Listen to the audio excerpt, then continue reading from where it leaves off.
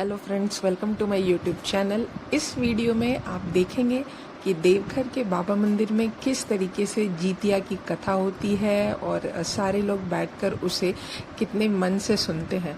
इस वीडियो में आपको जीतिया की पूरी कथा मिल जाएगी, तो वीडियो को पूरा देखें और एंजॉय करें। और ये मैंने पहली बार जाकर देखा था अपनी मम्मी के साथ, वो भी देवघर के मंदिर में, तो आप समझ ही सकते हैं कि ये कितना इम्पोर्टेंट है। तो प्लीज़ पूरा देखें वीडियो को। अगर अच्छा लगे तो प्लीज़ लाइक करिए। थैंक पंखा बंद कीजिए जरा। ए भाई, ए माता जी,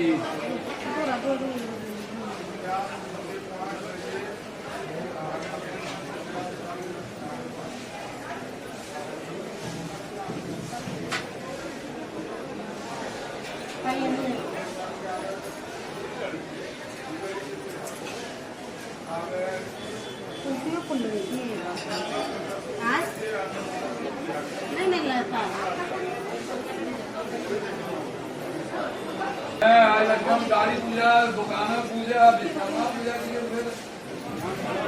अरे हम लोग दिया जला दो। हाँ, यही कर रहे हैं।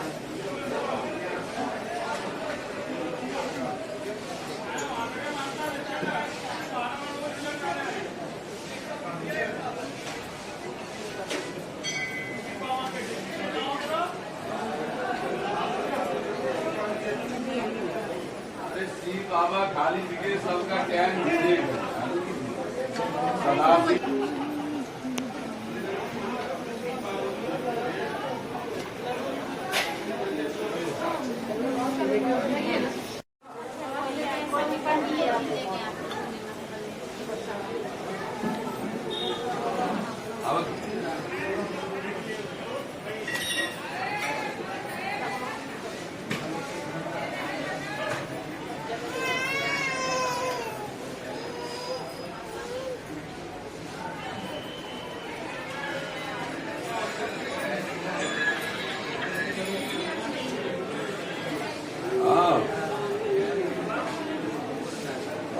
बंद होने वाला है, तब तक 8-10 आदमी।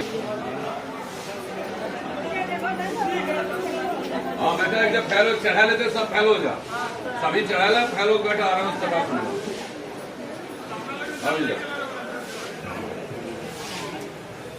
यहाँ भी जाए, यहाँ खाली से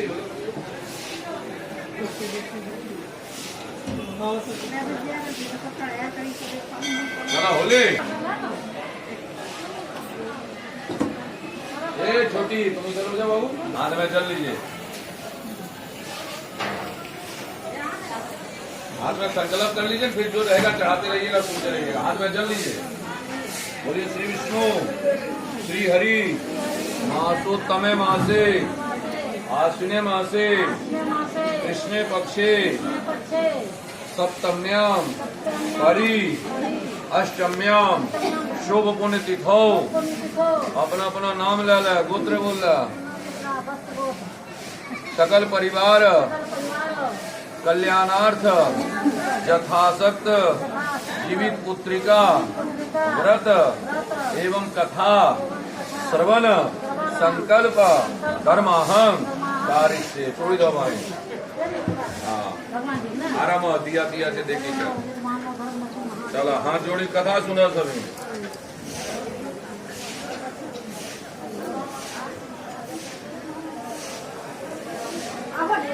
ठीक है, हाथ जोड़ी कथा सुनो। एक बार नैमिषारण्य के निवासी ऋषियों ने संसार के कल्याणार्थ सूत जी से पूछा। कहीं भी बैठ जाइए, जगह जहाँ मिलेगा, हम भी कथा सुनेंगे बाबा। बैठ जाइए, जहाँ जो है बैठिए। एक बार नैमिषारण्य के निवासी ऋषियों ने संसार के कल्याणार्थ सूत जी से पूछा, हे सूत, कराल कलिकाल में लोगों के बालक किस तरह दीर्घायु होंगे, सो कहिए। सूत जी बोले, जब द्वापर का अंत और कलयुग का आरंभ था, उसी समय बहुत सी शोकाकुल स्त्रियों ने आपस में सलाह की कि क्या इस कली में माता के जीवित रहते पुत्र मर जाएंगे। जब वे आपस में कुछ निर्णय नहीं कर सकी, तब गौतम जी के पास पूछने के लिए गई। जब उनके पास पहुंची तो उस समय गौतम जी आनंद के साथ बैठे थे। उनके सामने जाकर उन्होंने मस्तक झुकाकर प्रणाम किया। तदंतर स्त्रियों ने पूछा, हे प्रभु, इस कलयुग में लोगों के पुत्र किस तरह जीवित रहेंगे, इसके लिए कोई व्रत या तप हो तो कृपा करके बताइए। इस तरह उनकी बात सुनकर गौतम जी बोले, आपस में वही बात कहूंगा जो मैंने पहले सुन रखी है।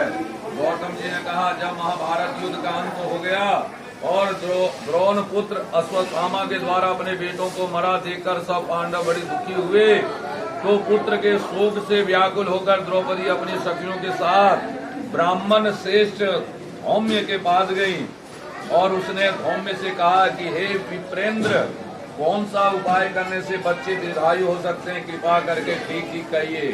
धौम्य बोले, सतयुग में सत्य वचन बोलने वाला, सत्याचरण करने वाला, समदर्शी जिमुत वाहन नामक एक राजा था। एक बार वह अपनी स्त्री के साथ अपनी ससुराल गया और वहीं रहने लगा। एक दिन आधी रात के समय पुत्र के शोक से व्याकुल कोई स्त्री रोने लगी, क्योंकि वह अपने बेटे के दर्शन से निराश हो चुकी थी। उसका पुत्र मर चुका था। वह रोती हुई कहती थी, हाय, मुझ बूढ़ी माता के सामने मेरा बेटा मरा जा रहा है। उसका रोदन सुनकर राजा जिमुत वाहन का तो मानो हृदय विदीर्ण हो गया। वह तत्काल उस स्त्री के पास गया और उससे पूछा, तुम्हारा बेटा कैसे मरा है? बूढ़ी ने कहा, गरुड़ प्रतिदिन आकर गांव के लड़कों को खा जाता है। इस पर दयालु राजा ने कहा, माता, अब तुम रो मत, आनंद से बैठो, मैं तुम्हारे बच्चों को बचाने का यत्न करता हूँ। ऐसा कहकर राजा उस स्थान पर गया जहाँ गरुड़ आकर प्रतिदिन मांस खाया करता था। उसी समय गरुड़ की उस पर टूट पड़ा और राजा के शरीर का मांस खाने लगा। जब अतिशय तेजस्वी गरुड़ ने राजा का बायां अंग खा लिया तो झटपट राजा ने अपना दाहिना अंग फेरकर गरुड़ के सामने कर दिया। यह देखकर गरुड़ जी ने कहा, देव योनियों में तुम कौन हो? तुम मनुष्य तो नहीं जान पड़ते। अच्छा, अपना जन्म और कुल बताओ। पीड़ा से व्याकुल मन वाले राजा ने कहा, हे पक्षीराज, इस तरह के प्रश्न करना व्यर्थ है। तुम अपनी इच्छा भर मेरा मांस खाओ। यह सुनकर गरुड़ रुक गए और बड़े आदर से राजा के जन्म और कुल की बात पूछने लगे। राजा ने कहा, मेरी माता का नाम है सेबिया और मेरे पिता का नाम है सालिवान है। सूर्य वंश में मेरा जन्म हुआ है और जिमुत वाहन मेरा नाम है। राजा की दयालुता देखकर गरुड़ ने कहा, हे महाभाग, तुम्हारे मन में जो अभिलाषा हो वह वर मांगो। राजा ने कहा, हे पक्षीराज, यदि आप मुझे वर दे रहे हैं तो वर दीजिए कि आपने अब तक जिन प्राणियों को खाया वे सब जीवित हो जाए। हे स्वामी, अब से आप यहाँ बालकों को न खाएं और कोई ऐसा उपाय करें कि जहाँ जो उत्पन्न हो वे लोग बहुत दिनों तक जीवित रहे। धौम्य ने कहा कि पक्षीराज गरुड़ राजा को वरदान देकर स्वयं अमृत के लिए नागलोक चले गए। वहां से अमृत लाकर उन्होंने उन मरे मनुष्यों की हड्डियों पर बरसाया। ऐसा करने से सब लोग जीवित हो गए जिनको इसकी पहले गरुड़ ने खाया था। राजा के त्याग और गरुड़ की कृपा से वहां वालों का बहुत कष्ट दूर हो गया। उस समय राजा के शरीर की शोभा दूनी हो गई थी। राजा की दयालुता देकर गरुड़ ने फिर कहा, मैं संसार के कल्याणार्थ एक और वरदान दूंगा। आज आश्विन कृष्ण सप्तमी से रहित शुभ अष्टमी तिथि है। आज ही तुमने यहाँ की प्रजा को जीवन दान दिया है। हे वत्स, अब से यह दिन ब्रह्म भाव हो गया है, जो मूर्ति भेद से विविध नामों से विख्यात है। वही त्रिलोक्य से पूजित दुर्गा अमृत प्राप्त करने के अर्थ में जीवित पुत्रिका कहलाती है। तो इस तिथि को जो स्त्रियां उस जीवित पुत्रिका की और उसकी आकृति बनाकर तुम्हारी पूजा करेंगी तो दिनों दिन उनका सौभाग्य बढ़ेगा और वंश की भी बढ़ती होती रहेगी। हे महाभाग, इस विषय से विचार करने की भी आवश्यकता नहीं है। हे राजन, सप्तमी से रहित और उदया तिथि के अष्टमी को व्रत करें, यानी सप्तमी विद अष्टमी जिस दिन हो उस दिन व्रत न कर शुद्ध अष्टमी को व्रत करें और नवमी पारण करें।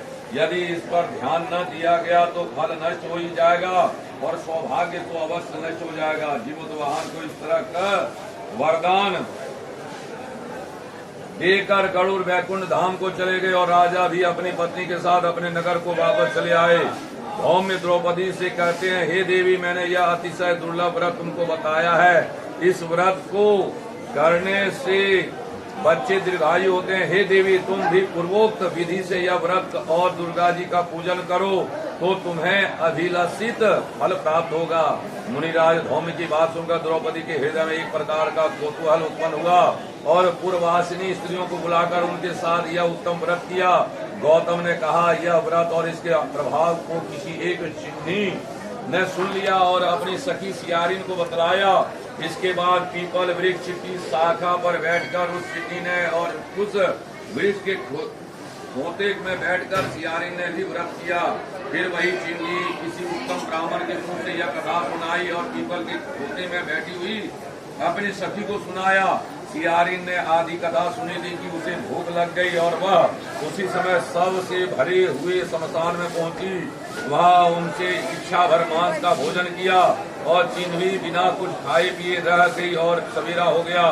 सवेरे वह गौशाले में गई और वहाँ गौ का दूध पिया। इस तरह नवमी को उसने पारण किया। कुछ दिनों बाद वे दोनों मर गईं और अयोध्या में किसी धनी व्यापारी के घर जन्मी। संयोग से उन बैठ जाओगे, ले जाओगे, बैठो ना। दोनों का जन्म एक ही घर में हुआ जिसमें सियारिन ज्येष्ठ हुई और चिंगी छोटी। वे दोनों सभी शुभ लक्षणों से युक्त थी। इसलिए बड़ी लड़की काशीराज की और छोटी उसके मंत्री के साथ ग्राहपत्य अग्नि के सामने विधि पूर्वक ब्याही गई। पूर्व जन्म के कर्म फल से वह मृग नयनी रानी हुई। जिस किसी भी संतान को उत्पन्न करती वह मर जाती थी और पूर्वजन्म की बातों को स्मरण करने वाली मंत्री की पत्नी ने 8 वसुओं के सभी 8 बेटे उत्पन्न किए और सभी जीवित रह गए। अपनी बहन के पुत्रों को जीवित देखकर ईर्ष्यावश राजपत्नी ने अपनी स्वामी से कहा कि यदि तुम मुझे जीवित रखना चाहते हो तो इस मंत्री के भी पुत्रों को उसी जगह भेज दो जहाँ मेरे बेटे गए, अर्थात इन्हें मार डालो। यह सुनकर राजा ने उस मंत्री के पुत्रों को मारने के लिए कई प्रकार के उद्योग किए, पर मंत्री पत्नी ने जीवित पुत्रिका के पुण्य फल से बचा लिया। एक दिन राजा ने अपने आदमियों से उन पुत्रों का सिर कटवाकर पिटारी में रखवाया और वह पिटारी उनकी माता मंत्री पत्नी के पास भेज दिया। किंतु वे 8 सिर बेशकीमती जवाहरात हो गए और भले चंगे वे 8 लड़के अपनी माता के पास वापस चले गए। उनको जीवित देखकर राजपत्नी को बड़ा विस्मय हुआ। अंत में वह मंत्री की पत्नी के पास आई और उसने पूछा, बहन, तुमने कौन सा ऐसा पुण्य किया है जिससे बार बार मारे जाने पर भी तुम्हारे बेटे नहीं मरते? इस पर मंत्री की पत्नी ने कहा, पूर्व जन्म में मैं चिन्ही थी और तुम सियारिन दोनों ने व्रत किया था। तुमने व्रत के नियमों का भली भांति पालन नहीं किया था और मैंने किया था। इसी दोष से बहन तुम्हारे बेटे नहीं जीते हैं। ओ राजरानी, अब तुम उस जीवित पुत्रिका व्रत को करो जो तो तुम्हारे बेटे दीर्घायु होंगे। मैं तुमसे सच सच कह रही हूँ। उसके कथा अनुसार रानी ने व्रत किया, तभी से उसके कई बेटे सुंदर और दीर्घायु होकर बड़े बड़े राजा हुए। सूत जी कहते हैं कि सब प्रकार का आनंद देने वाला मैंने यह दिव्य व्रत बतलाया। स्त्रियां चिरंजीवी संतान चाहती हो तो विधि पूर्वक यह व्रत करे।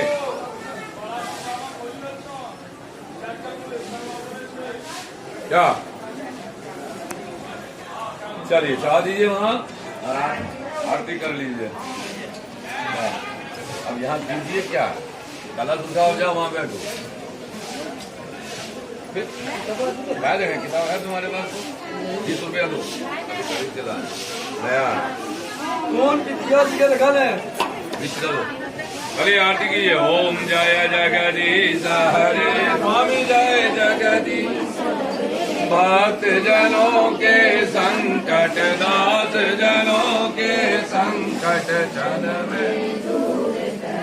ओम जय जगदीश हरे, जो ध्यावे फल पावे, दुख बिन से मन का। हो स्वामी, दुख बिन से मन का, सुख संपत्ति घर आवे, श्याम सुंदर। ओम जय जगदीश हरे, तुम पूर्ण परमात्मा, तुम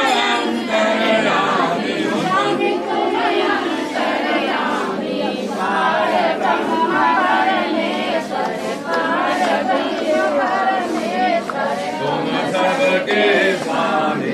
ओम जय जगदीश हरे, तुम करुणा के सागर। भजन करता मैं मूरख खल कामी, मैं सेवक तुम स्वामी कृपा करो भरता।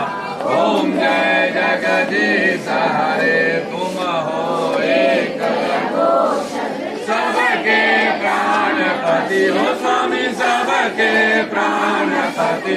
किस विधि मिलो दयामय, किस विधि मिलो करुणामय, तुमको मैं तुमसे। ओम जय जगदीश हरे दीन बंधु तुम ठाकुर मेरे हो स्वामी तुम रक्षक मेरे। अपने हस्त उठाओ अपने हाथ लगाओ द्वार पर तेरे। ओम जय जगदीश हरे विषय विकार मिटाओ पाप हरो देवा, अविश्वास हरो देवा।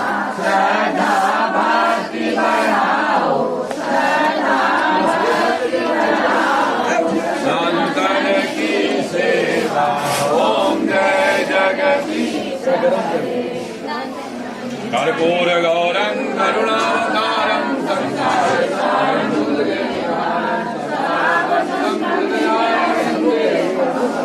कहाँ कथा पूजा हुआ है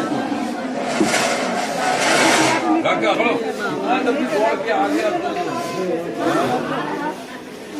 आरती ले लीजिए, वहाँ बैठिए उधर चले जाइए, बैठे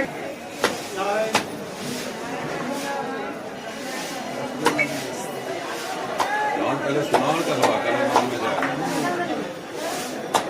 बैठिए भाई भतीजा जाएगा वहाँ बैठिए ना। हाँ वहीं जाएगा, ये कलश वहीं चला जाएगा, ये जगह दूसरे का वहीं चला जाएगा। वहाँ जाइए देखो भतीजा आ जा रहा है, चला जाएगा।